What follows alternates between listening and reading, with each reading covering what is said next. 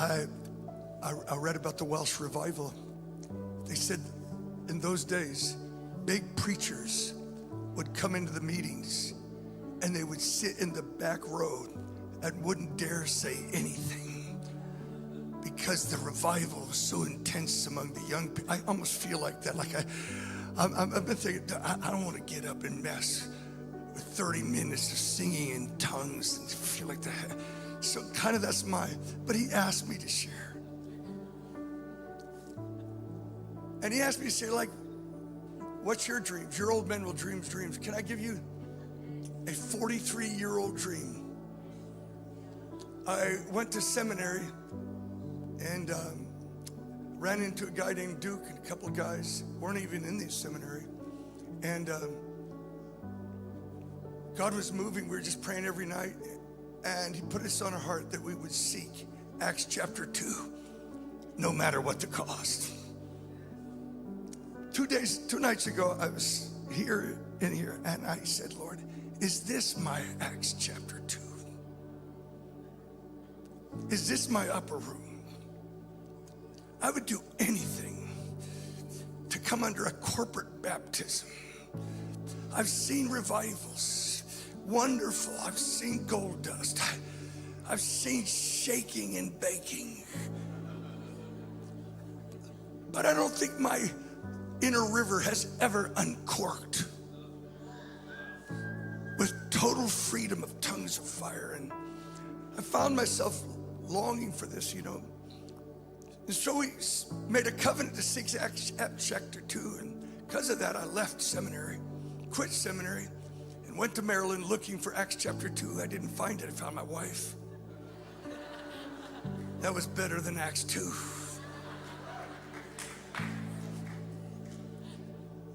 I lost track of my friend that we made the covenant. Maybe I shared this with you here. I don't know. 12 years later, we moved to Pasadena, and a revival breaks out. And I receive a phone call from this young man that I'd made a covenant to seek Acts chapter 2. He said, I found your number, Lou. He said, I hear there's a revival going on.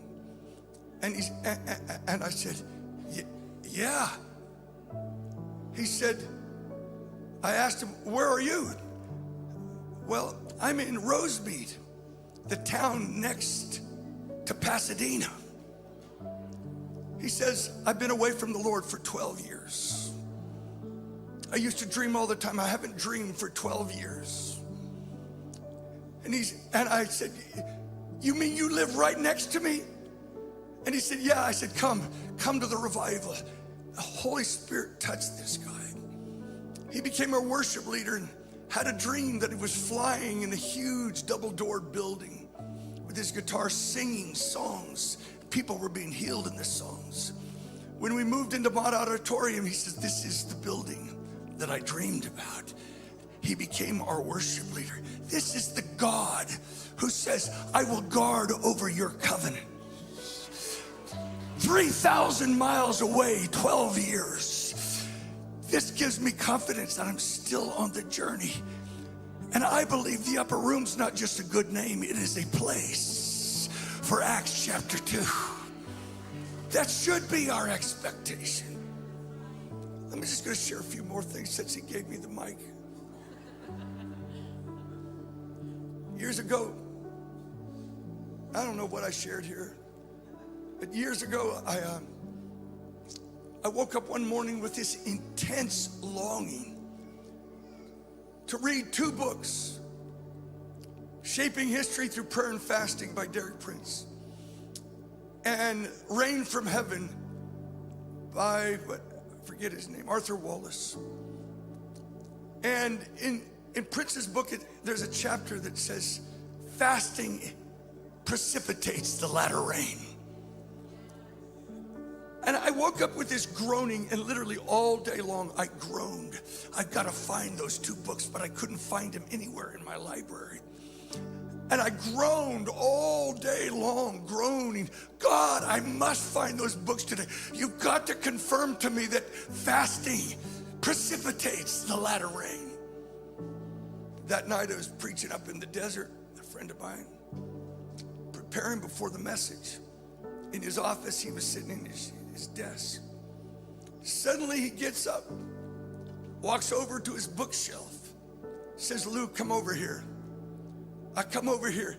He pulls off his bookshelf, Rain from Heaven, and says, you're looking for this book.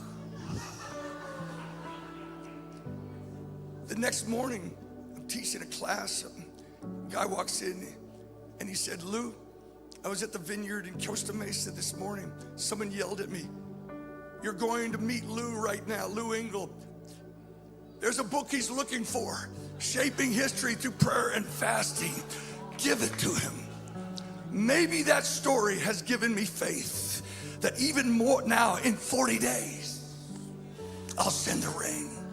I had a dream of a scroll rolling before me, and he said, in yet 40 days, I'll send the rain. What if we begin to believe that Joel's fast will loose the latter rain? It's time. I'm sharing these things simply that what if we did go after this for 40 days?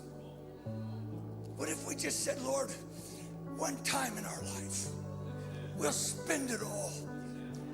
Jesus appeared to his disciples for 40 days before the 10 in the upper room.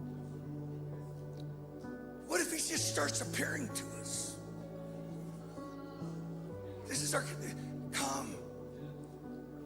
I remember many years ago, and I think this will be my last little story. Arthur Wallace came to the church where I was a young man. And all these people were surrounding him after the meeting. And I prayed. I was so dissatisfied with my baptism of the Holy Spirit. So I prayed, Lord, have everybody leave him so I can talk to him. Suddenly everybody leaves him. And he's standing there all alone. I walk up to him and said, Mr. Wallace, you know, I prayed for the baptism of the Holy Spirit, but I'm so dissatisfied with what I've received. And I still am. And he said, did you receive anything when you prayed? I said, yeah, I think so. He said, well, thank God for what you've got, but never stop hungering for another mighty baptism of the Holy Spirit. And then he said, I too am a candidate for another mighty baptism of the Holy Spirit. Stand with me. This is my dream. Maybe my dream meets yours today. Give us Acts chapter 2. Maybe you want to make that vow with me. Give us Acts chapter 2. Just begin to pray.